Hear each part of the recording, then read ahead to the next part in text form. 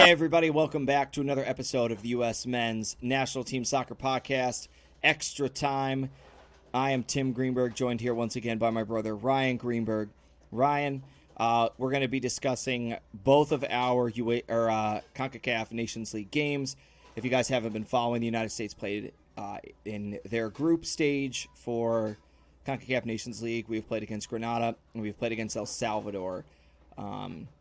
Ryan unable to watch last night's game just because of his work schedule, but we both were able to watch the Grenada game, give you a little rundown. We're going to break down each of the games, talk a little bit more about Nations League, talk a little bit about World Cup qualifying, just touch base on a lot of stuff. Before I get started, Ryan, how have you been, man? How you doing? Doing good. Doing real good. I was excited to get to watch one of the games. And obviously, I got to watch the highlights for the second game, which is nice. But obviously, we'll talk more about that as we get into it. I don't really want to just dive right into the disaster that was that second game quite yet. So. Oh yeah, we're gonna leave people sitting on the edge of their seats for that one. So, real quick though, how did you feel as a fan about two things about each of these games? So one, the time that they were played, and I know that there's not a whole lot we could do about some of those things. And two, your access to watching those games. How did you feel about it? So the first game against Grenada, the game at home, the timing is it's not unfortunate because it's being played in Texas. So there it's 8 o'clock. It's 8 o'clock. That's not late. The game we went to started at 7:30. Mm-hmm. Not really much difference there. It's just unfortunate. I'm East Coast, 2 hours behind or 2 hours ahead. So game starts at 10 o'clock for me. A little late, but same with the El Salvador game. Central America it's also 8 o'clock, so not as late as it is here, but yeah, it's a little unfortunate not to be able to watch the second one because of my work schedule, but the first one seemed very easy to watch. I'm pretty sure I just pulled it up on ESPN. Mm-hmm. Yeah. Or so. Fox Sports, one of the two. It was one of those two. And just watched the whole game. The second one, Paramount Plus, I didn't get to watch, but knowing it was on Paramount Plus means I'm pretty positive it was probably. I think it was on FS1 actually. Okay, because when I looked, it said it was Paramount Plus. The Fox Sports app was a disaster with me. I tried to stream it to my TV, and it took like 10 minutes of me trying to activate it. But I actually had to download the app from my smart TV. But yeah, I mean, I just watched mine on my computer, so it's easy. I just go to the Fox Sports channel or thing, and just boom, it's playing. But I mean. It is a little unfortunate when the games are that late. I do like that the men's World Cup games will be starting at 2 o'clock because it'll be nice. I only have to take like half days at work to watch them, so that'll be nice. It will be. So, getting into things now. First, thanks everybody for giving us a listen. If you haven't, smash that subscribe button, ring that bell. You're going to hear about we got a brand new puppy. She's going nuts in the background. She's adorable. Punch that notification bell. That's right. Punch that notification bell. Ryan and I are getting up into the 20s now for episodes for this podcast. We're super excited, getting ready to get everything geared up for the World Cup. So that being said, let's walk ourselves through sort of where we are now and where we were beforehand. So United States team previously coming off of the World Cup qualifying, right? Qualifying for the World Cup. Putting themselves in an interesting window.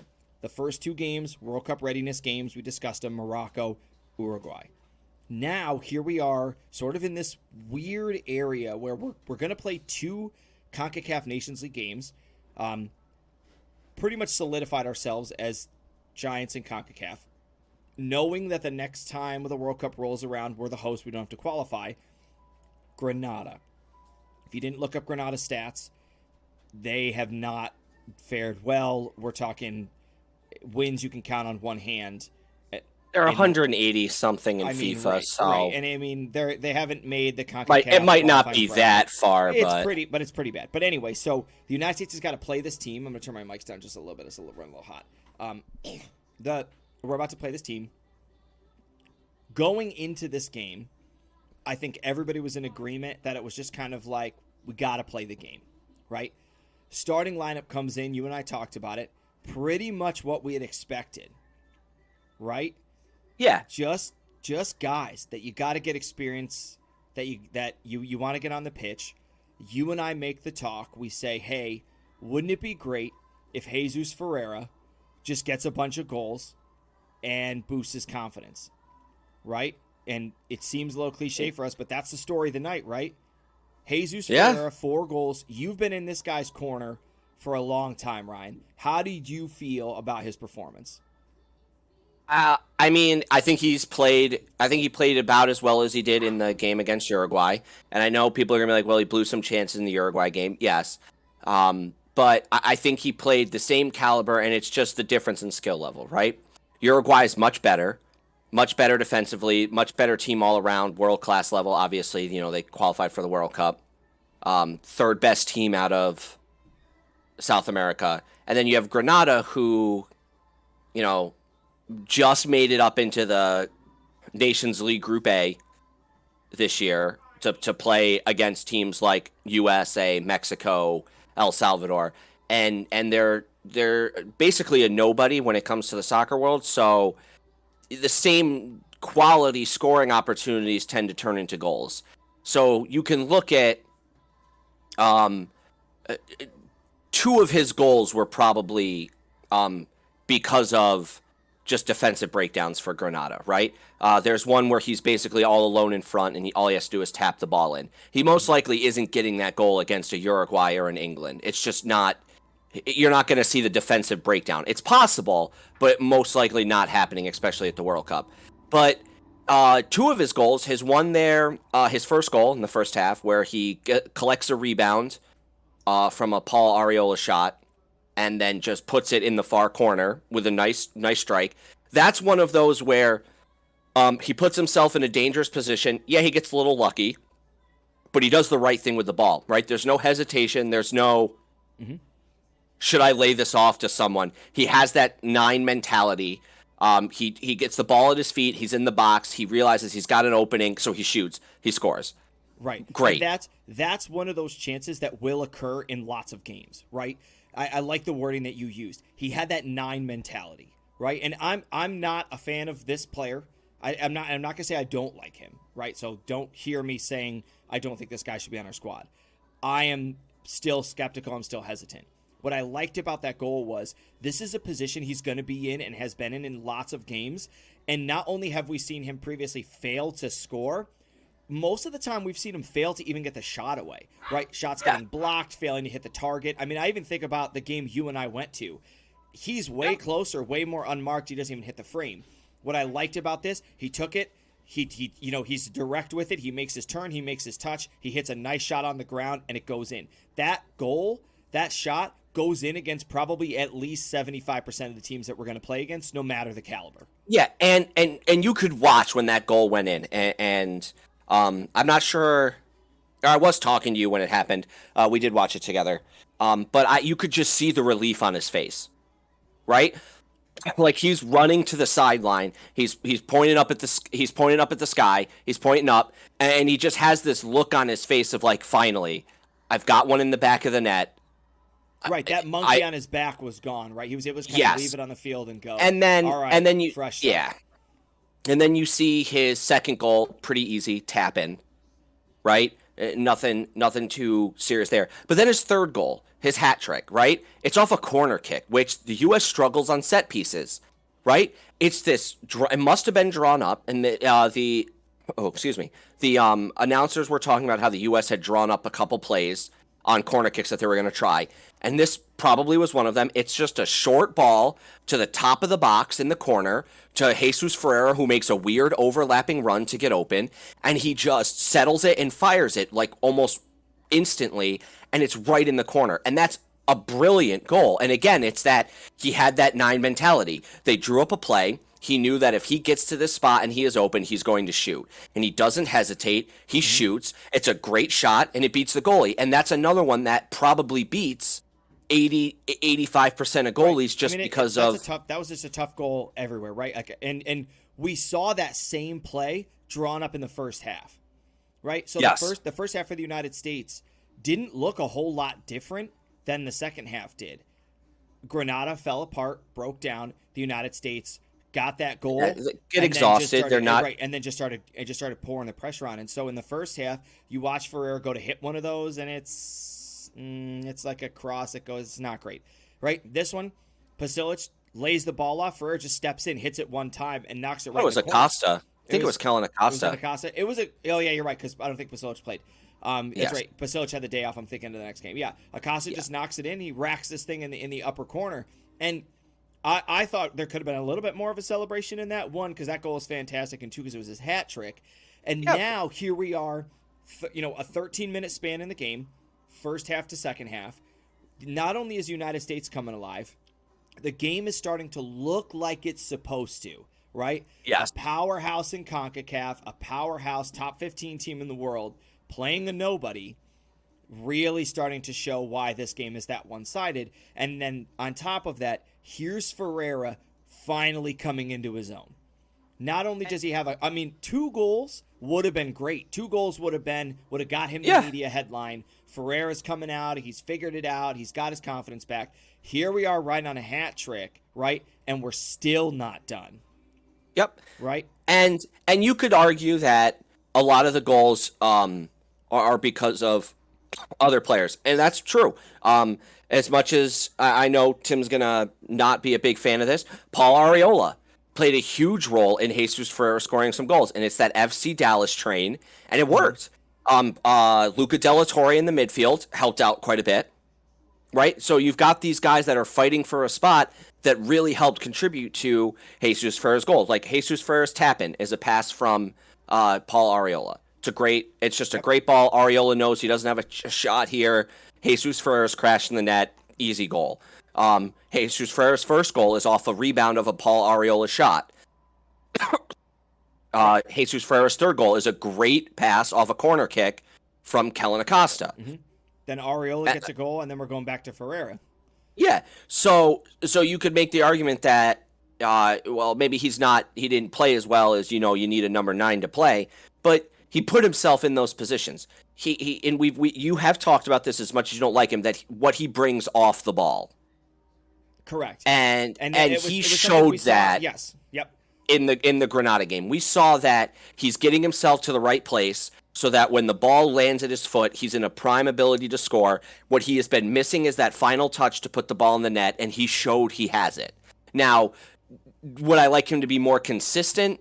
Yes, obviously, everyone wants a guy to be way more consistent and score goals like in almost every game. It'd be great, right? But reality is you're not going to score a goal every game. No player does. Like, it just doesn't happen.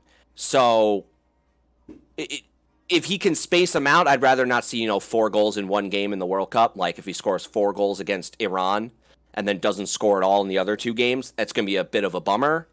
Unless especially if the U.S. get us through to the correct, unless the 4 goals get us through to the knockout round. But 4 goals to beat Iran, we're doing something wrong. But we'll get to that. We'll get to that in a second. So my counterpoint here, right? The point that Ryan and I were discussing here was, is Ferreira now this number 9, right? And to not sort of pull the spoilers of what happens in El Salvador, right? I'm gonna stay in this game for a second. It didn't win the case for me, and it wasn't because he didn't score good goals. His first goal and his third goal were goals. They were goals that strikers score. They were goals that you're expecting your players to score in big games. He was given an opportunity, and he put the ball in the back of the net. The other 2 goals that he scored, anybody on the field is scoring that goal. Yeah, and so but it was you still got to be in the right place. You still have to be in the right place at the right time, and that is something that I do enjoy about Jesus Ferreira. He moves really well off the ball, and because he moves well off the ball, it encourages his teammates to move well off the ball. And then you get these dynamic chances from the U.S. The problem that I've had with him is, just because he gets himself into a space doesn't do us any good, and worse, sometimes it means he's getting played the ball, and he's very lackluster at times. I thought Granada was a good team for him to build his confidence because he could stand with them man to man. He could match up to them really well. When we played against Uruguay, when we played against Morocco, his strength didn't match up. His experience didn't match up. And so we saw poor touches. We saw him getting bodied off the ball. And we know that World Cup caliber, looking at Wales, looking at England, looking at Iran, although, again, spoiler, we're going to talk about England towards the end of this, those teams aren't gonna be timid, and no World Cup team's gonna be timid. And so, we just for some reason lost Discord. Apparently, Okay, hold on. Apparently, we just lost Discord. It just told me that I got kicked out of your chat. When you have those teams at a World Cup level, they're not going to be timid. They're going to go for it. And some of the chances that he had, he won't. But on the flip side, some of the moments that he made in this Granada game, he made. There wasn't really a chance in it, and he created a chance and got a goal. And I think that's what you're looking for in a 9. So going forward, when we talk about the next couple games, we'll be able to add to this conversation. Did he lose his spot for me in this game? No. Did he earn his spot for me in this game? Also no. Those are just my thoughts.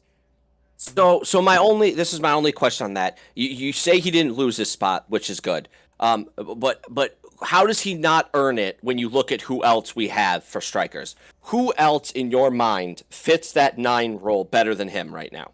So most of my concern with this stems from, and it's sort of an issue that I've had with most of the other U.S. coaches. I haven't had with Berhalter as much, and I'm very grateful for that. We haven't done a very good job at giving other players equal chances to earn their spots. And I know that maybe some of that is what he sees in practice and what he's watched overseas. Haji Wright has not been given the same opportunity as Jesus Ferreira. But he plays the whole first half of the El Salvador game and doesn't do anything. But think about this. Jesus Ferreira plays most of the entire first half of the Granada game, right? Yeah, he scores, but outside of that, he really doesn't do anything. And he creates some chances, but he doesn't do anything to impress at this point, right? Because he's only got the 1 goal, and he's been, in my opinion, a joke of a striker up until this point. Has 1 goal. He only has the 1 goal, and he's been a joke of a striker. Wow, since terrible this striker. point. So when you go to the second half, Berhalter keeps him on. Berhalter continues to give him this other chance. Haji Wright doesn't produce chances in the El Salvador game, not solely because of him. We'll get into that. Field conditions, teammate, blah, blah, blah. And he's going to get pulled. And we saw similar things in some of the friendlies. And it's not just with the striker position. We've seen it in defensive positions. We've seen it in midfield positions. Certain players, and I'm hoping it's because of what we see at practice, certain players are given more of a responsibility and more of a chance to earn their spots. And I guess I'll break it down this way. Berhalter has Jesus Ferreira in the spot, and it's his spot to lose, right? That's how most people see that position. I see the position as nobody has it, nobody's earned it, so why aren't we giving everybody an equal opportunity? And so that's kind of where my frustration's coming from. I do believe Berhalter has given it to Ferreira. Ferreira is the 9, and it's Ferreira's to lose, and I think this Granada game solidified it for the United States. I just don't think where he is currently is going to be good enough for us come World Cup time.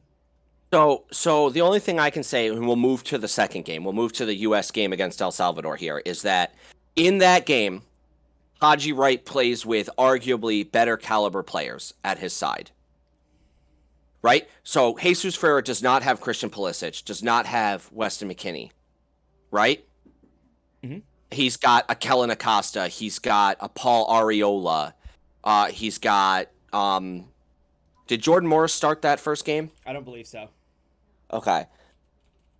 That's what I'm pulling up right now, just so that he did. No, yes, he did. Weston McKennie did play, but Jordan Morris and Paul Arriola started up front with him, right? And then you got Kellen Acosta, Luca Della Torre, and Weston McKennie in the midfield, and then you've got Reggie Cannon, Carter Vickers, and Long in the back, and Robinson. So no Walker Zimmerman. So arguably, Ferreira is playing with a weaker starting lineup than Haji Wright. Because Haji Wright gets Timothy Weah, gets Christian Pulisic, gets Aronson, Adams, and Musa in the midfield, and gets Robinson and gets the same back 4. So arguably, you look at who Haji Wright gets in his midfield and his strikers, and you go, they're a much better set of guys. So he's got a much better solid 5 guys playing around him than Jesus Ferreira did, and he doesn't do anything. Now, and I get the field conditions were terrible. I get that. They were actually abysmal. I didn't get to watch the game, but watching the highlights, the field was 90% mud. And it was bad. So I understand field conditions can play into that, but you also have to think Jesus Ferreira created chances with guys that are a little worse, arguably, than guys Haji Wright had on the field.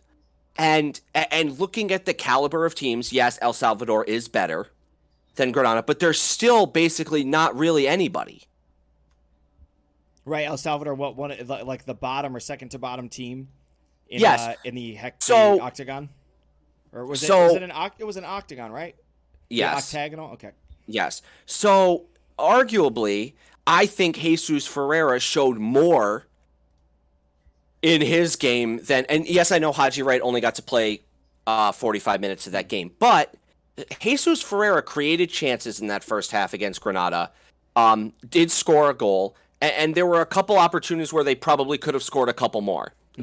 They got unlucky, guys mishit it, however you want to look at it. Nothing happened for the U.S. really in the first half, right, in this game against El Salvador, other than they got scored on by a goal that Ethan Horvath shouldn't even be in net if he's going to do that. Right. But so before we get to that game though, because I want to touch base on a couple of your points. I like that, right? That breakdown. There's really not an argument against that, right? That you look at the two starting lineups, and Haji Wright absolutely has more talent with him, right? So field conditions aside, he absolutely has more talent.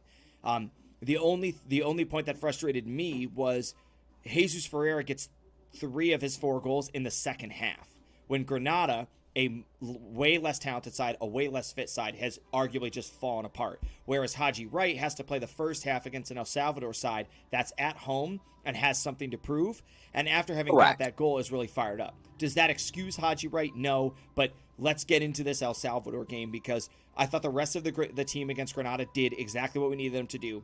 I thought the scoreline of 5-0 really speaks for itself. Nobody really wowed me, but nobody really played poorly, right? Like, Ferreira kind of stole the show. Areola does stuff, but, like, is he going to make the World Cup squad? Who knows? I thought our defense was fine, but, again, is it a strong enough opponent, right? So we got to set those things aside. We're going to move to the El Salvador game, right? Here's a team we played against in qualifying. Here's Greg Berhalter's lineup kind of going for it. Yep. Right?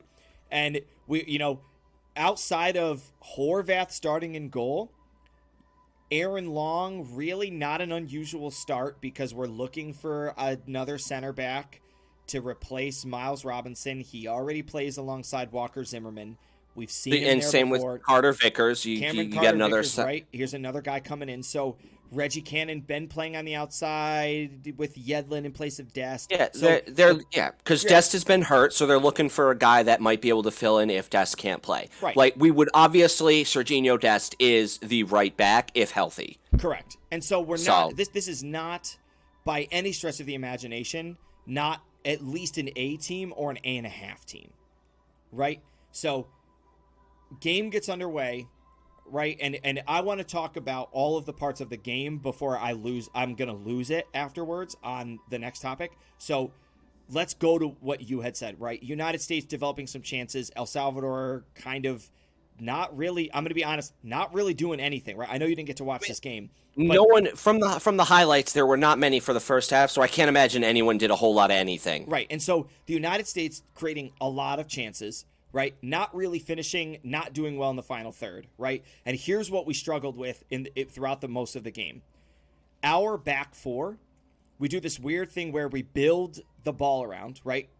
This is what's interesting is Greg Berhalter said, I don't want to do this. So his message to the players before the game was, we're going to set up in a 4-3-3, and if the field conditions don't allow for us to knock the ball around, we're going to go to a 4-4-2. And almost immediately you saw that. You saw them drop into a 4-4-2. Pasilic played alongside Haji Wright. But the problem that we had was we just kept building with the ball. And this is what, it blows my mind. I never liked Michael Bradley, and I don't know what to do to get USA's mentality out of this. Tyler Adams just kept dropping to be like a fifth back when we had the ball to try to build out of the back. And the problem was, and I wish I had clips for this, the center midfield was consistently wide open, and we would never get someone there.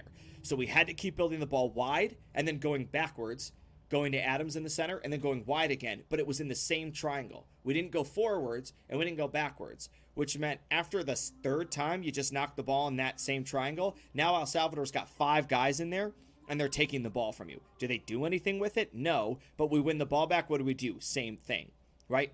Now we're going to get to something that was it a cross? Was it a shot? It was an embarrassment.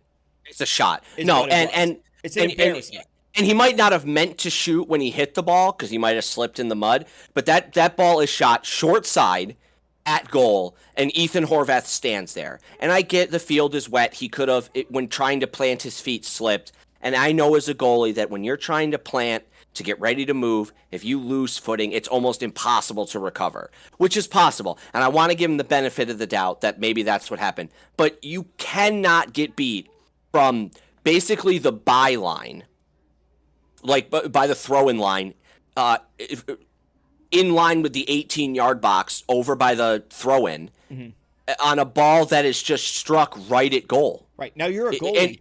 It beats him short side. Do you blame Reggie? Can we blame Reggie Cannon? Some of the commentators during the game were saying Reggie Cannon not helping him out because he's allowing that to get hit from there. My jaw's on the floor. I don't see Reggie Cannon being at fault for any of this. So as a defender, you're told to force guys to the outside and try to block the cross, right?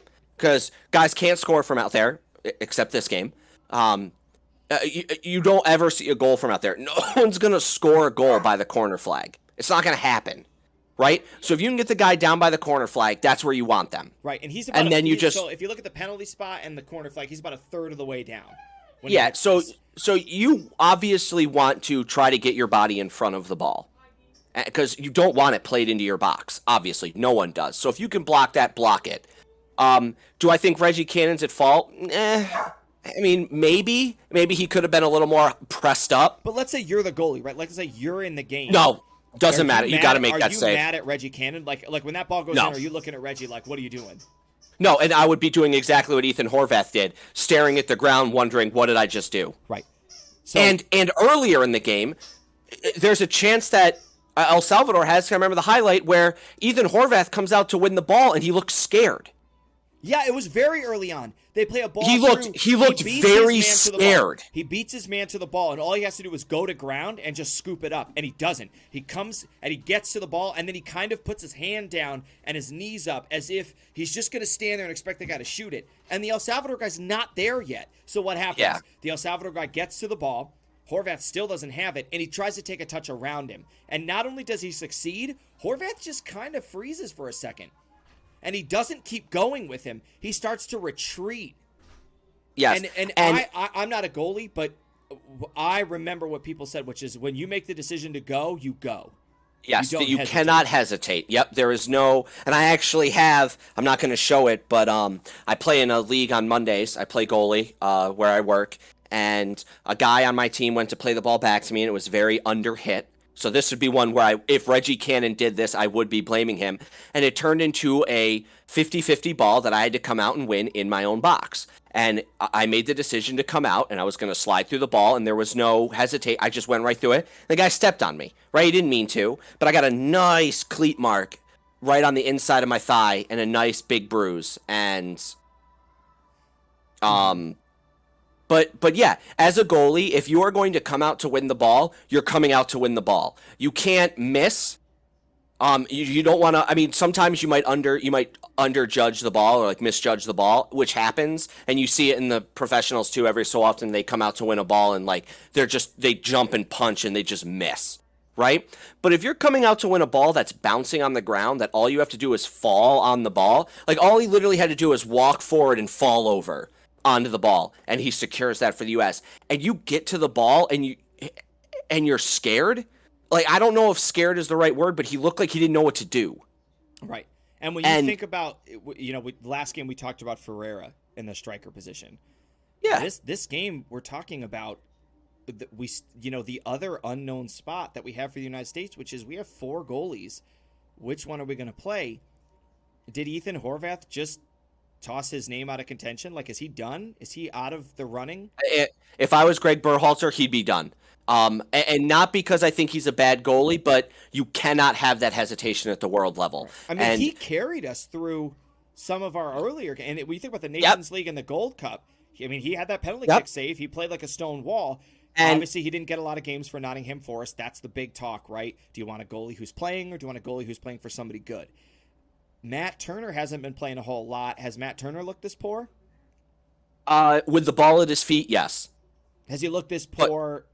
But making Lost- saves, no. And you don't really need your goalie to be good with the ball at his feet, because most of the time when they get it, they're not under pressure. Every so often it happens, but I trust Matt Turner to be able to just kick the ball as far as he can, right? Because goalies do that. But Matt Turner, same with Sean Johnson, and same with Zach Steffen. They have showed that in pressure moments when they have to come out and win a ball, there is no hesitation, and they're not getting beat weak goals. Now, granted, we can go back to that game against, who was it? Costa Rica or Panama, where Zach Steffen lets in that absolutely atrocious goal in the first 2 minutes of the game. But since then, neither Matt Turner, Zach Steffen, even Sean Johnson have allowed a goal as bad as Right.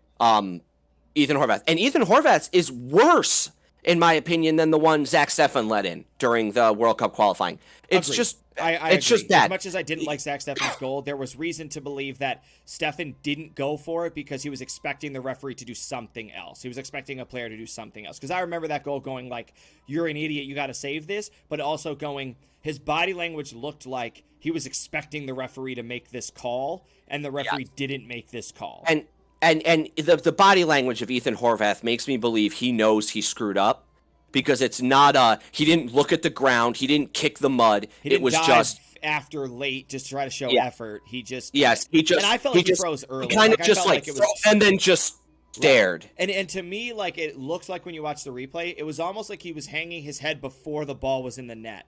Yes. And that to me was like, that was what was frustrating. Was like, Yes. buddy, you're He trying realized- to make the World Cup. Yeah, he realized he was beat when that ball was entering the 18-yard box. And he couldn't do anything about it, or didn't do anything about it. All right, so we're going to kind of get into the nastiness of this conversation and the thing I'm pretty heated about. Through the second half, we see some substitutions coming in, right? Berhalter puts in Ferreira because he's like, we got to get some chances, and almost immediately subs in Paul Arriola. Okay, Yep. and he goes with the FC Dallas train that worked really well in the Granada game. Ryan, it was 11:30 at night, and if Allie hadn't been asleep, my neighbors would have called the cops.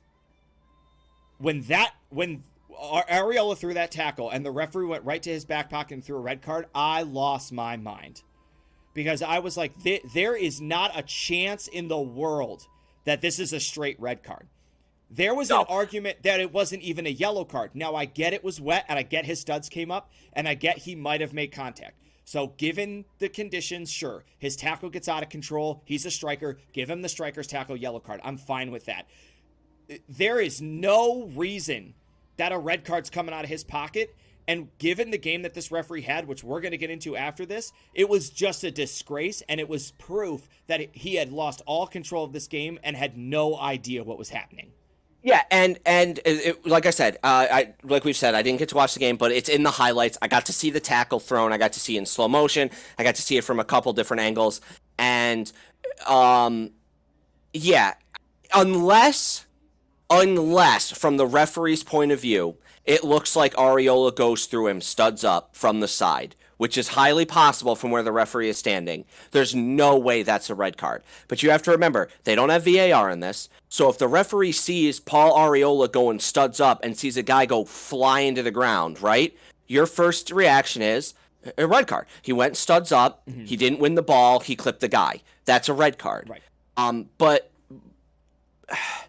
I can't imagine why a referee would just pull a red card out for that. Now, the later red card against Gomez on El Salvador, yes, red card. And Musa's basically in on a breakaway. I was surprised that happened because Musa was through, but from the referee's perspective, it was hard to tell. Was he? Because when you watched it from the stands, he wasn't really clearly away yet. He was about to be.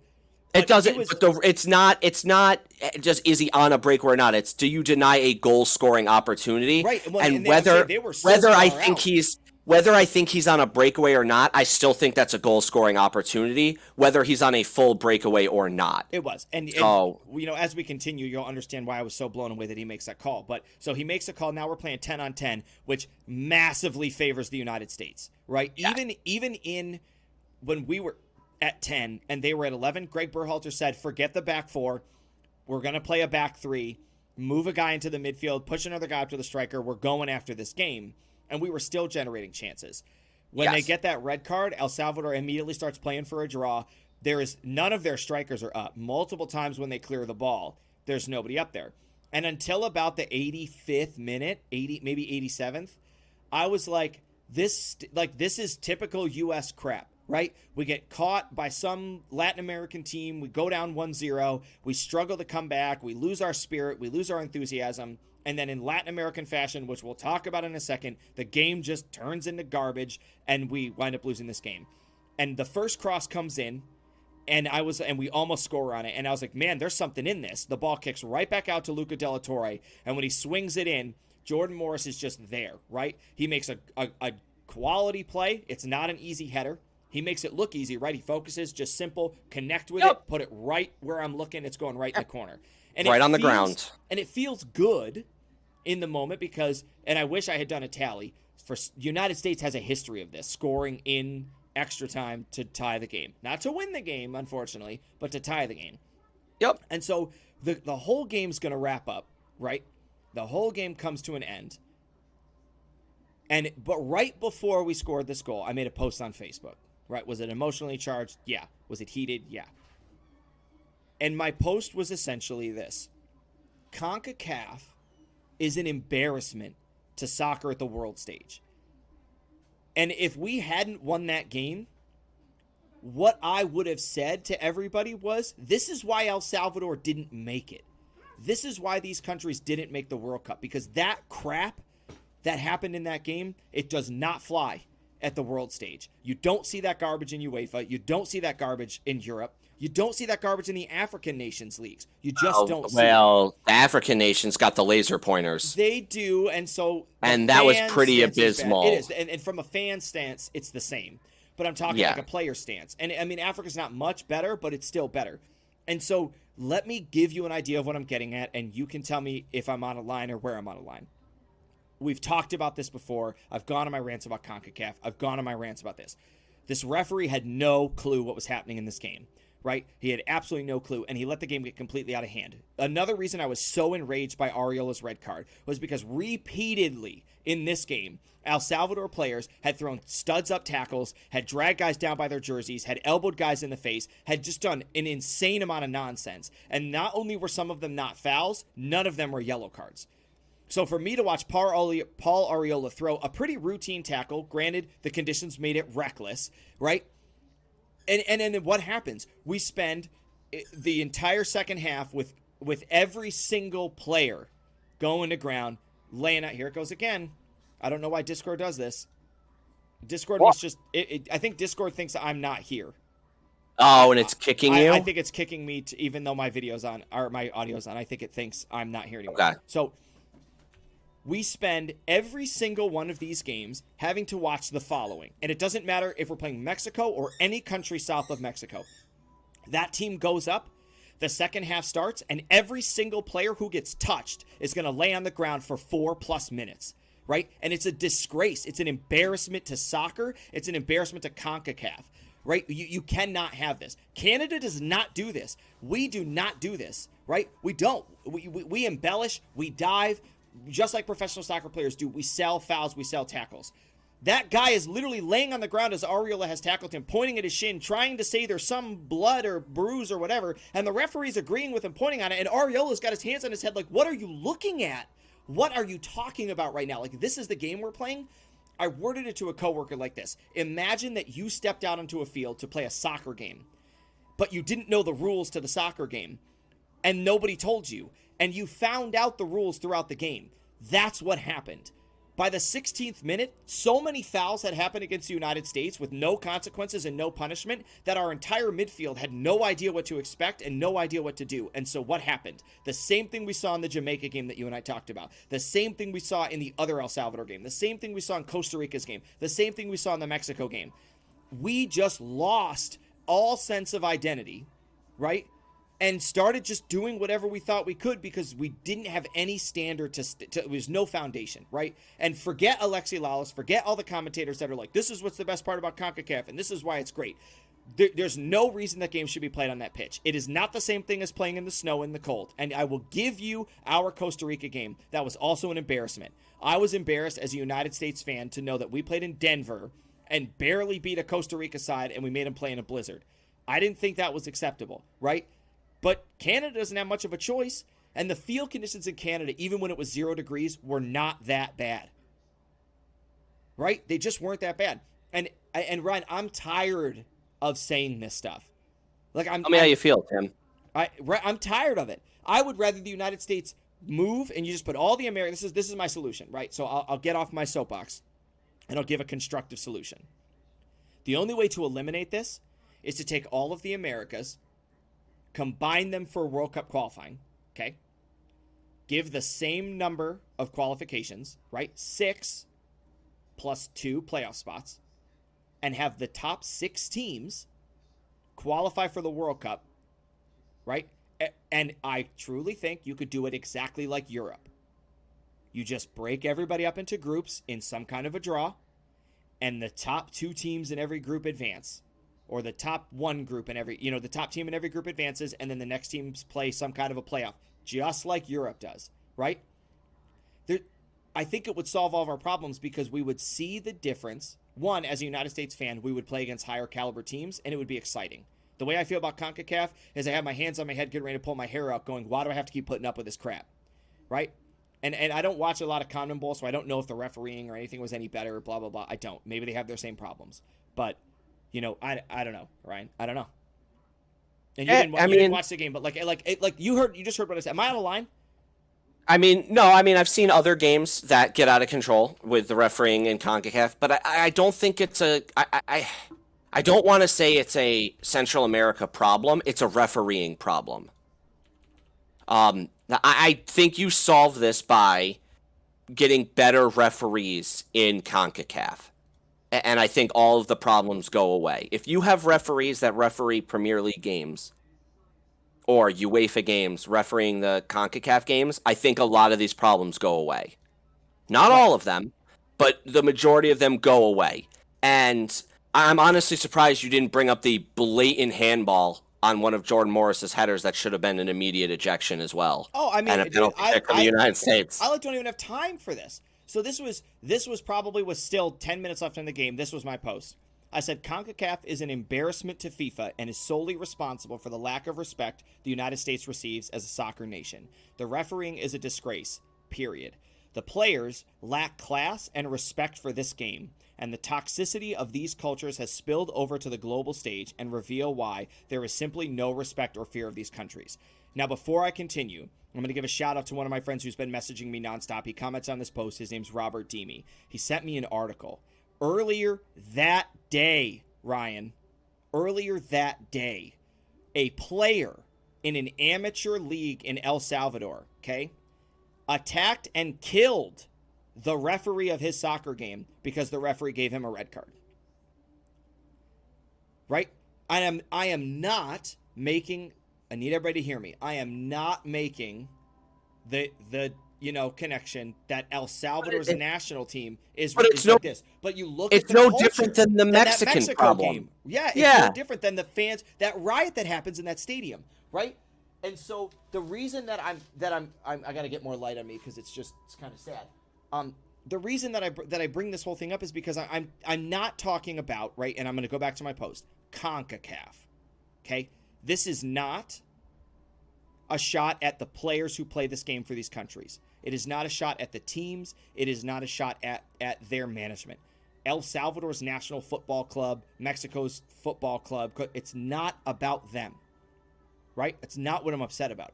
Correct. The governing body of CONCACAF has the authority to uphold standards and a sense of class, right?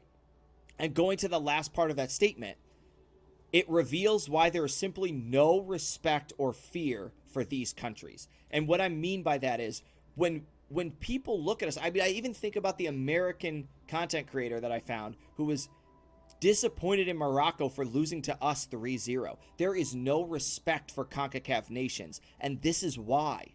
CONCACAF, it doesn't encourage a high-quality class of referees, right?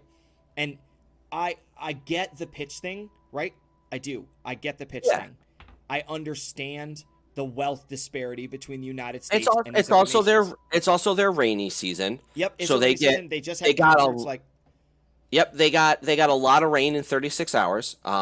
Basically, if you could kind of almost look at what's going on in Yellowstone right now, with the evacuation and the massive flooding there. Like El Salvador got a lot of rain. That's going to make the pitch bad. Right. And yes, there is that wealth disparity, and we have to understand that they might not be able to afford to have the field in pristine even when it rains, right? They're just not going to be able to do that. What they can control is how they behave on the field. Right. And when I'll go back to the conversation I was having with Robert.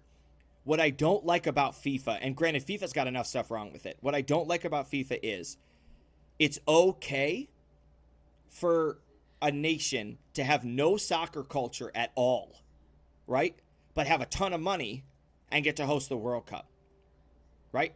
But it's not okay for countries who have a huge culture for soccer but no money to host the World Cup.